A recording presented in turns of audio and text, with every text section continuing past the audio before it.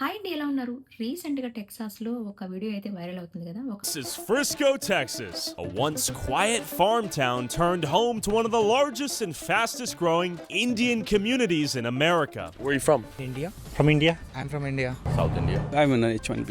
I'm into IT. Motherland India or Texas, USA? Obviously, motherland India. Obviously. Obviously, motherland India. As the Indian population exploded from 3% to 33% of the population since the year 2000. And we need more or less H1B people here. We need a lot less. Why? I got laid off 20 years ago. I worked in IT. I have 2 master's degree. I was making over $100,000 a year. They said, you're too expensive. We're going to hire Indian. But I haven't been able to find a job in IT since. And it's really sad. And you know what? I don't have another home in India. I don't have another home in Bangladesh. I don't have another home. I can't move to Somalia. I won't be able to live there. I'll die. This is my home. The devil would say, well, you're racist. That's racist. According to the devil's dictionary definition of the term, I am racist. There's been American person H1B visa గురించి కానీ, F1 visa మీద కానీ అసలు ఏం జరుగుతుంది? ఈ రెండిటి మీద ఏం జరుగుతుంది? అంటే ఇది ఆపర్చునిటీ స్టోరీనా, లేదంటే సిస్టమ్ మిస్యూజ్నా?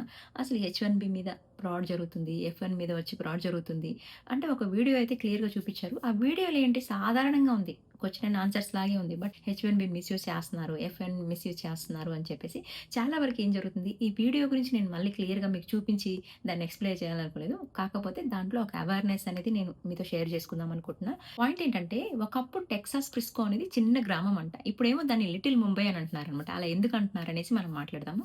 నెక్స్ట్ థింగ్ వచ్చేసి H1B వాళ్ళ వల్ల అమెరికన్ జాబ్స్ పోతున్నాయి అని చెప్పేసి, దాంట్లో అమెరికన్ ఒపీనియన్స్ ఏంటి, ఇండియన్స్ ఒపీనియన్స్ ఏంటి అనేది కూడా మనం క్లియర్గా మాట్లాడుకుందాం. క్లియర్గా ఆ వీడియో చూస్తే కనుక చాలా వరకు అర్థమైపోతుంది అందరికీ. అండ్ థర్డ్ వన్ వచ్చేసి F1 వాళ్ళు వచ్చేసి ఇల్లీగల్గా వర్క్ చేస్తున్నారా, అసలు వాళ్ళ పైప్ లైన్ ఏంటి, వాళ్ళ F1 మీద వచ్చేసి ఎక్కడి వరకు ఎండ్ అవుతున్నారు అని చెప్పేసి వీసా పైప్ లైన్ గురించి మాట్లాడుకుందాం. అండ్ ఫోర్త్ థింగ్ వచ్చేసి, నిజంగా ఇది ఎగ్జాజరేషన్ అయినా, అసలు దీని స్టోరీ ఏంటి క్లియర్గా మాట్లాడుకుందాం. సో ఫస్ట్ వన్ ఏంటంటే, ఒకప్పుడు ప్రిస్కో టెక్సాస్ అనేది ఒక చిన్న గ్రామము. ఇప్పుడు ఏంటంటే డల్లాస్ దగ్గరలో ఉన్న ఒక ఫాస్ట్ గ్రోయింగ్ సిటీ అని చెప్పేసి. 2000 సంవత్సరంలో 3% ఇండియన్ పాపులేషన్ ఉండేదంట. ఇప్పుడు ఏంటంటే దగ్గరగా 30% పెరిగింది అని చెప్పేసి. ఒకప్పుడు ఏంటి, తెలుగు పీపుల్స్ కానీ, టెంపుల్స్ కానీ, ఇండియన్ స్టోర్స్ కానీ, ఐటీ ఎంప్లాయీస్, ఒక అందరికి ఎలా అనిపిస్తుంది అంటే మినీ ఇండియా లాగా అనిపిస్తుంది అని చెప్పేసి. అందుకే చాలా వరకు అమెరికన్ పీపుల్ ఏమంటారంటే కనుక, this is not Frisco anymore, this is little Mumbai అని చెప్పేసి చాలా వరకు అంటున్నారు. విపరీతంగా జనాభా పెరిగిపోతుంది, అందులో ఇండియన్ పీపుల్లో తెలుగు పీపుల్స్ ఎక్కువ ఉన్నారు అని చెప్పేసి వాళ్ళ అభిప్రాయం చెప్తున్నారనమాట. టెక్సాస్లో ఒక వీడియో వైరల్ అయిందని చెప్పా కదా, ఒక అమెరికన్ పర్సన్ ఎక్స్పోజ్ చేశారు. దాంట్లో అతను ఏమంటున్నారంటే, నేను గమనించింది ఒక్కటే ఒక విషయము, అదేంటంటే మెయిన్ పాయింట్ వచ్చేసి అందరు ఇండియన్సే, అందులో తెలుగు వాళ్ళు ఎక్కువ ఉన్నారు. ఎవరిని అడిగినా, ఏ ఇండియన్ అడిగినా కూడా వేర్ ఆర్ ఫ్రమ్ అంటే కనుక ఒకటే answer, I'm from India, I'm from India, India India India, తర్వాత హైదరాబాద్, కొంతమంది సౌత్ ఇండియా. సో అందరూ అలాగే చెప్తున్నారు. కొంతమంది మాత్రమే అమెరికాలో నివసిస్తున్నందుకు, అంటే అమెరికాలో లైఫ్ లీడ్ చేస్తున్నందుకు థ్యాంక్ఫుల్, అంటే respect the country what your lives in, respect the country what your comes from అనేది. ఎందుకంటే అమెరికాకి కొన్ని రూల్స్ కానీ, కొన్ని నార్మ్స్ కానీ, కొన్ని లాస్ కానీ ఉంటాయి కదా, దాన్ని రెస్పెక్ట్ చేయాలి ప్రతి ఒక్కరు అని చెప్పేసి. అమెరికాలో నివసిస్తున్నందుకు, అంటే అమెరికాలో ఒక ఐడెంటిటీ క్రియేట్ చేసినందుకు అమెరికాకి థ్యాంక్ఫుల్ కొంతమంది చెప్పారు అని చెప్పేసి కూడా ఆ వీడియోలో చెప్పారనమాట. మోస్ట్లీ ఏంటంటే ఐటీ పీపుల్సే ఉన్నారు, అందులో H1B మీద ఎక్కువ ఉన్నారని చెప్పేసి కూడా ఆ వీడియోలో క్లియర్గా తెలుస్తుంది అనమాట. ఎవరు అడిగినా కూడా H1B అని చెప్పేసి వీడియోలో చాలా క్లారిటీగా చెప్పారు. అది ఎక్కడ కూడా మిస్యూజ్లా లేదు. కాకపోతే ఏంటంటే వీడియో వెళ్ళడం ఎలా వెళ్తుందంటే, most of the people H1B మీద ఉన్నారు, కొంతమంది F1 మీద ఉన్నారు. H1B మీద ఉండి ఏదైతే చేయాలో అది చేయాలి, దాన్ని వేరేలాగా యూజ్ చేస్తున్నారని చెప్పేసి కూడా కొంతవరకు చూపించారనమాట. F1 మీద ఉండి చదువుకోవడానికి వచ్చారు కాబట్టి కాలేజీ నామ్స్ ఉంటాయి, ఇలాంటి వాటిలోనే వర్క్ చేయాలి, అది కాకుండా ఎక్కడైనా బయట ఇల్లీగల్గా వర్క్ చేస్తున్నారని కూడా దాంట్లో చూపించారనమాట. ఇప్పుడు ఏంటంటే ఇంత పాపులేషన్ లేదు, ఇప్పుడు ఏంటంటే క్రమేణా పెరిగిపోతుంది. అది కూడా టెక్సాస్, అంటే ప్రిస్కో టెక్సాస్ అని, కానీ అది మినీ ఇండియా, అంటే లిటిల్ ముంబై అని చెప్పేసి అంటున్నారు. ఒకరి తర్వాత ఒకరు ఒక వీసా మీద, అంటే ఎలా అంటే ఒక ప్రాసెస్లో వస్తున్నారు, ప్రాసెస్లో వచ్చి ఇక్కడ సెటిల్ అయిపోతున్నారు. ఇక్కడ సెటిల్ అయిపోవడం వల్ల ఎలా అంటే కనుక చాలా వరకు వాళ్ళకి లోకల్గా ఎవరైతే అమెరికన్ పీపుల్ ఉన్నారో వాళ్ళ ఎగ్జిస్టెన్స్కి ప్రాబ్లం వస్తుందని చెప్పేసి ఇప్పుడైతే కొత్త డిబేట్గా అయిపోతుంది. అంతా చాలా చర్చగా అయితే జరుగుతుంది అనమాట. సో చాలా వరకు ఏంటంటే H1B H1B అనగానే హైలీ స్కిల్డ్ వర్కర్ అనమాట. దానికి సంబంధించిన ప్రొఫెషనల్ జాబ్స్ మాత్రమే H1B మీద వచ్చినప్పుడు దానికి సంబంధించిన జాబులు మాత్రమే చేయాలి. అలా కాకుండా ఏదో ఒక జాబులు చేస్తూ H1Bని మిస్‌యూజ్ చేస్తున్నారని చెప్పేసి కూడా వాళ్ళు అంటున్నారనమాట. సెకండ్ థింగ్ ఏందంటే H1B వాళ్ళ వల్ల అమెరికన్స్ జాబ్స్ పోతున్నాయా అని చెప్పేసి. అంటే H1B పైన అమెరికన్స్ ఒపీనియన్ ఏంటి అనేసి. సో, మెయిన్ ఏంటంటే ఇందులో ఒక ఐటీ ఎంప్లాయీ ఏమంటున్నారంటే గనక అమెరికన్ ఐటీ ఎంప్లాయీ నా జాబ్ పోయింది. కాకపోతే ఏందంటే కంపెనీస్ చీప్ లేబర్ కోసం ఇండియా నుంచి కొంతమందిని తీసుకొస్తున్నారు.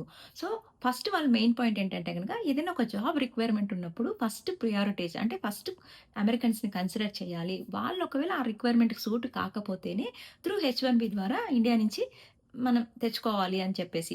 అలా కాకుండా ఏదైనా ఒక జాబ్ రిక్వైర్మెంట్ రాగానే అమెరికన్స్‌ని కన్సిడర్ చేయకుండా డైరెక్ట్‌గా చీప్ లేబర్ కోసం ఇండియా నుంచి తీసుకొచ్చేసి ఆ జాబ్‌ని ఫుల్‌ఫిల్ చేసేస్తున్నారు. అలా ఉండడం వల్ల ఇక్కడ ఎవరైతే కొంత రిక్వైర్మెంట్స్ ఉండి జాబ్ చేస్తున్నారు కదా! ఆ జాబ్స్ అన్నీ లాస్ అయిపోతున్నాయి. ఆ జాబ్స్ కూడా ఇండియా నుంచి ఎవరైతే H1B వాళ్ళు వస్తున్నారో వాళ్ళు ఫిల్ చేసేస్తున్నారు అని చెప్పేసి. అందువల్ల అమెరికాలో ఎవరైతే అమెరికన్ పీపుల్స్ కొంచెం టాలెంటెడ్‌గా వర్క్ చేస్తుంటారు కదా! వాళ్ళ జాబ్స్ కూడా లాస్ అయిపోతున్నాయని చెప్పి, ఆ జాబ్స్ కూడా H1B వాళ్ళు ఫిల్ చేస్తున్నారని చెప్పేసి, వాళ్ళ ఎగ్జిస్టెన్స్‌కే ప్రాబ్లమ్ ఏర్పడుతుందని చెప్పేసి రీసెంట్‌గా జరుగుతున్న ఈ డేస్‌లో అయితే చాలా పెద్ద చర్చగానే అంటే చాలా డిబేట్ లాగా మారిపోతుందనమాట. ఎందుకంటే లోకల్ వర్క్స్‌కి జాబ్స్ కొరత ఏర్పడుతుందని చెప్పేసి, ఎవరైతే కంపెనీస్ ఏదైనా ఒక రిక్వైర్మెంట్ రాగానే ఫస్ట్ కన్సిడరేషన్ ఇక్కడ లోకల్ వర్క్‌ని చేసి వాళ్ళు నా రిక్వైర్మెంట్ కరెక్ట్ కాకపోతే త్రూ H1B ద్వారా ఇండియా నుంచి తెచ్చుకోవాలి గానీ, అలా కాకుండా అసలు వాళ్ళని చర్చ జరపకుండానే డైరెక్ట్‌గా H1Bస్ దగ్గరికెళ్ళిపోయి H1Bని ఫిల్ చేసేస్తున్నారు.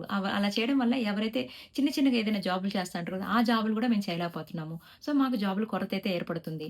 ఇప్పుడు ఇండియన్స్‌కి ఏంటి ఒకవేళ ఇక్కడ జాబ్ పోయినా కూడా వాళ్ళు మళ్ళీ ఇండియాకెళ్ళి బతకొచ్చు. మాకైతే ఇదే లైఫ్. మేమిక్కడ కష్టమైన, నష్టమైన, సాలరీ తక్కువైనా, సాలరీ ఎక్కువైనా మేము ఇక్కడే బతకాలి. వాళ్ళకొక ఆపర్చునిటీ అనేది ఉంది. మాకిది life. But I don't have another home in India. I don't have another home in Bangladesh. I don't have another home. I can't move to Somalia. I won't be able to live there. I'll die. This is my home. The devil would say, "Well, you're racist. That's racist." According to the devil's dictionary definition of the term, I am racist. There's been వాళ్ళేంటి money earn చేసుకోవడానికి వస్తారు. మళ్ళీ country బ్యాక్‌కి ఎళ్ళిపోతారు. Option ఉంటే ఇక్కడ ఉంటారు. Option లేకపోతే ఎళ్ళిపోతారు. వాళ్ళకొక ఆపర్చునిటీ ఉంది. మాకసలు ఇదే లైఫ్ అని చెప్పేసి అన్నట్టుగా చెప్తున్నారనమాట. వాళ్ళ మెయిన్ కంప్లెయింట్ ఏంటంటే ఏదైనా రిక్వైర్మెంట్ వచ్చినప్పుడు ఫస్ట్ ఇక్కడ లోకల్ వర్కర్ కన్సిడరేషన్ రావాలి. దాని తర్వాతే వాళ్ళు ఫారిన్ వర్కర్‌కెళ్ళాలి. అలా కాకుండా కంపెనీస్ ఏందంటే కాస్ట్ తగ్గించుకోవడానికి డైరెక్ట్‌గా ఫారిన్ వర్కర్స్‌ని తీసుకొస్తున్నారు అని చెప్పేసి మెయిన్ కంప్లెయింట్ అనమాట. ఇప్పుడున్న సినారియో అయితే పెద్ద డిబేట్ ఇదే నడుస్తుందనమాట. ఇండియన్స్ ఏమంటున్నారంటే గనక మేము లీగల్‌గానే వచ్చాము. మేము హార్డ్ వర్క్ చేస్తున్నాము. యూఎస్ అనేది ఒక ఆపర్చునిటీ ఇచ్చింది. మనం మదర్‌లాండ్ ఇండియా అయినా కూడా మనకి US give me life and job and respect కాబట్టి యూఎస్‌కి థాంక్స్ అండ్ రెస్పెక్ట్ కూడా చేస్తున్నాము అని చెప్పేసి. సో, ఇందులో చాలామంది ఏమంటున్నారంటే గనక లైఫ్ లీడ్ చేసేది యూఎస్‌లో. అంటే లైఫ్ మాత్రం యూఎస్‌లో, మనసులో మాత్రం ఇండియా అంటే గనక ఇండియా ఎవరైతే మదర్‌లాండ్ ఉంటారో వాళ్ళందరూ ఇండియాని రెస్పెక్ట్ చేస్తారు. అట్ ది సేమ్ టైమ్ యూఎస్‌లో ఎవరైతే లైఫ్ లీడ్ చేస్తున్నారో అంటే యూఎస్ ఒక ఆపర్చునిటీ ఇచ్చింది ఇక్కడ లైఫ్ లీడ్ చేయడానికి. యూఎస్ కూడా చాలా రెస్పెక్ట్ ఉంటది. అదే థాంక్స్ కూడా చెప్తున్నాము అని చెప్పేసి.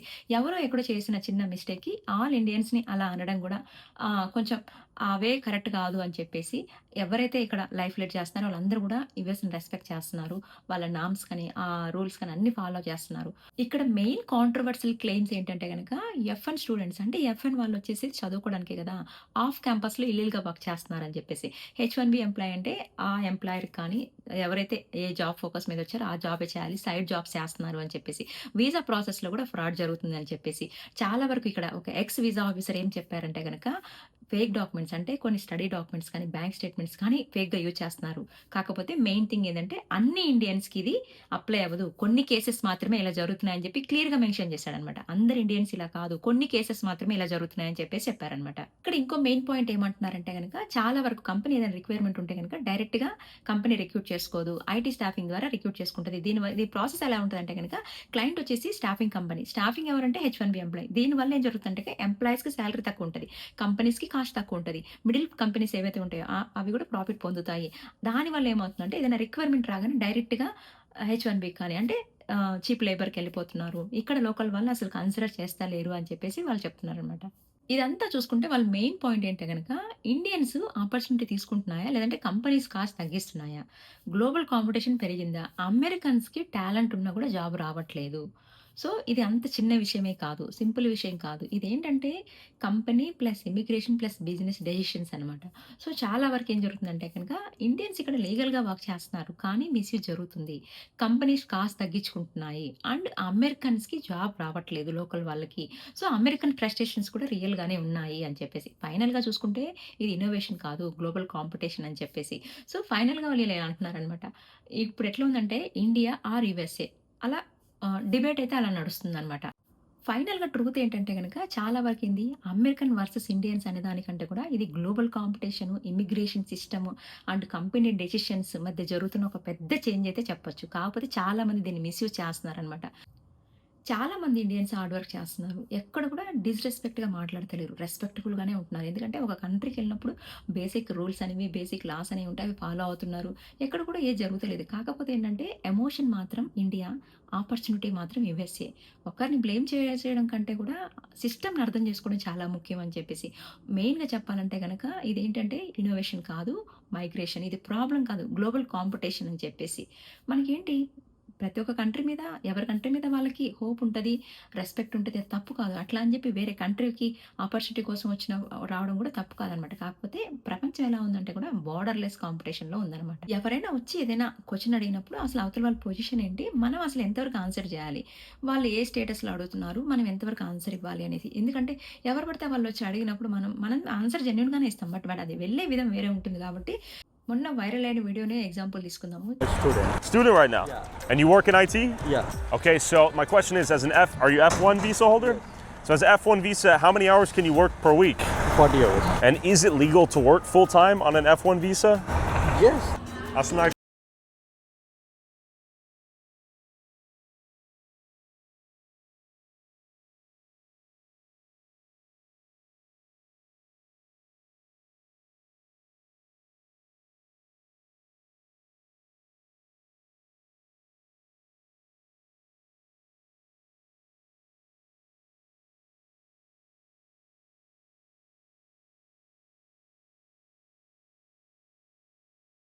ఏం జరుగుతుందంటే ఎవరో ఒకతను, ఎవరో తెలీదు తను. అది మన మన ఫ్రెండ్సో, మన చుట్టాలో, లేదంటే మన కొలీగ్స్ అట్లయితే మన గురించి కొంచెం చెప్పుకోవాలంటుంది. ఎవరో ఒకతను వచ్చి మీరు ఏ స్టేటస్‌లో ఉన్నారంటే గనక ఒక్కొక్కరు హెచ్-1బీ అంటారు, ఒక్కొక్కరు ఎఫ్-1 అంటారు, ఒక్కొక్కరు స్టూడెంట్ అంటారు. సో, ఇక్కడ ప్రాబ్లమ్ ఏంటంటే అతను క్వెషన్ అడుగుతున్నాడు, మీరు ఆన్సర్ చేస్తున్నారు కరెక్ట్‌గానే ఉంది. బట్ మీరు ఆన్సర్ చేసే విధానం మీ సరౌండింగ్స్ కూడా చెక్ చేసుకోవాలి కదా! ఇప్పుడేంటి చాలా వరకు ఎఫ్-1 అంటే కాలేజ్‌లో లైక్ ఆన్ క్యాంపస్‌లో వర్క్ చేయాలి. హెచ్-1 అంటే ఆఫీస్ వర్క్ చేయాలి. సైడ్ బిజినెస్ చేసుకోకూడదు. సో, ఇలా కొన్ని రూల్స్ అనేది ఉన్నాయి కదా! ఆ రూల్స్ ప్రకారం వాళ్ళు ఆ వీడియోలో జరిగిన సినారియోస్ క్లియర్‌గా బయట చెప్పడం వల్ల ఎఫ్-1 వాళ్ళు ఇలా ఇల్లీగల్‌గా వర్క్ చేస్తున్నారు. హెచ్-1బీ వాళ్ళు ఇలా సైడ్ వర్క్ చేస్తున్నారు. అట్లా ఏదైనా కూడా ఎగ్జాంపుల్‌కలా. ఇప్పుడున్న సినారియోకి ఎట్లుందంటే ప్రతిదీ మనం ఏది చేసినా హైలైట్స్ అవుతున్నాయి కాబట్టి కొంతవరకు కొన్ని అంటే మనం డిఫెండ్ చేసుకోవచ్చు. కొన్ని మనం డిఫెండ్ చేసుకోలేము. ఇప్పుడు టెంపుల్స్ అలా ఉన్నాయి. మన ట్రెడిషన్స్ మనం పోగొట్టుకోలేము. అవి మనం కంపల్సరీ వెళ్ళాలి. అవి కూడా ఏంటంటే మన కంట్రీ కాదు కాబట్టి వేరే కంట్రీలోకి మనం వచ్చి ఉంటున్నాం కాబట్టి మనం చేసే ప్రతి పని వాళ్ళకి ఇబ్బందిలాగా ఉన్నా కూడా కొన్ని పనులైతే మనం మానలేం. కొన్ని పనులు మానాలి. ఏ పనులు మానాలి, ఏ పనులు మానకూడదు అనేది మనకి తెలుస్తుంది. రీసెంట్ సినారియోస్‌లో తెలుస్తుంది కదా! కొన్ని దగ్గరలో ఎక్కువ హైలైట్ అవ్వకుండా, పద్ధతులు పోగొట్టుకోకుండా కొంచెం సైలెంట్‌గా మన పనులు మనం చేసుకోవాలి. ఆ పనుల వల్ల వాళ్ళకి ఇబ్బంది కలిగేలాగా ఉండకూడదు అని చెప్పేసి. రీసెంట్‌గా చూస్తుంటే గనక ఏది చేసినా కూడా టెంపుల్స్ దగ్గర నుంచి, సినిమాల దగ్గర నుంచి లైక్ ఏదైనా కార్యక్రమాలు జరగడం నుంచి ప్రతీదీ ఏంటంటే పాయింట్ ఔట్ చేస్తున్నారు కాబట్టి అందులో కొన్ని మనం చెప్పుకోవచ్చు. ఇది మా ట్రెడిషన్ మేము పోగొట్టుకోలేము అని చెప్పేసి. రీసెంట్ సినారియోలో చూసుకుంటే మనకి ఏ ఫెస్టివల్ చూసుకుంటే ఈ ఫెస్టివల్ జరిగినా మళ్ళీ వెంటనే ఒక వీడియో వైరల్ అవుతుందనమాట. సో, కాకపోతే ఏందంటే మన సైడ్ నుంచి మనం జాగ్రత్తగా ఉండాలి అని చెప్పేసి. ఏ టైంలో ఏ వీడియో వైరల్ అవుతుందో కూడా అర్థమవుతలేదు. మనం జాగ్రత్తగా అసలు కాకపోతే మనం ఎవరైనా వచ్చి అడిగినప్పుడు టక్కన మీరు ఏ స్టేటస్ చెప్పాల్సిన అవసరం లేదు. మీరు కొంచెం ప్రాపర్‌గా అవతల వాళ్ళు ఒక పోలీస్ అయినా కూడా వాళ్ళ దగ్గర వారెంట్ ఉందా? లేదా? దానికి తగ్గట్టుగా మీ కొన్ని రైట్స్ అనేవి యూజ్ చేసుకోండి. అండ్ కొంచెం జాగ్రత్తగా ఉండండి అని చెప్పేసి. ఎందుకంటే ఇప్పుడు హెచ్-1బీ గురించి ఒక పెద్ద చర్చ అయితే నడుస్తుంది. రోజుకొక చేంజ్ నడుస్తుంది. రేపటి రోజున ఏం జరుగుతుందో కూడా అర్థం కావట్లేదు. చాలా వరకు ఏంటంటే నిదానంగా ఇప్పుడిప్పుడే సమస్యలు కొంచెం తగ్గుకుంటూ వస్తున్నాయి. ఈ టైంలో మళ్ళీ ఇలాంటిది ఒక ఇష్యూ రావద్దు కదా అని చెప్పేసి. సో, ఇదే అనమాట ఈరోజు ఇన్ఫర్మేషన్. వీడియో నచ్చితే లైక్ చేయండి. స్టార్టింగ్ ఆఫ్ ద వీడియోలో యాక్చువల్లీ అడగాలి. నేనేంటంటే ఇన్ఫర్మేషన్ మీకు అర్థమవుతే మంచిగా నచ్చితే గనక ఆ టైంలో అడిగితే బావుంటదని చెప్పి ఎండ్ ఆఫ్ ద వీడియోలో అడుగుతున్నాననమాట. వీడియో నచ్చితే లైక్ చేయండి అండ్ కామెంట్ కూడా చేయండి. చాలా వరకు ఏంటంటే ఇన్ఫర్మేషన్ వీడియోస్‌లో డౌట్స్ ఉంటే గనక వెంటనే యాజ్ పాసిబుల్ నాకు తెలిసినయి నేను షేర్ చేసుకుంటున్నాను. సో, ఇదే అనమాట. ఎవరికైనా యూజ్ అవుద్దనుకుంటే వీడియో షేర్ చేయండి. Thanks for watching. See you in the next video.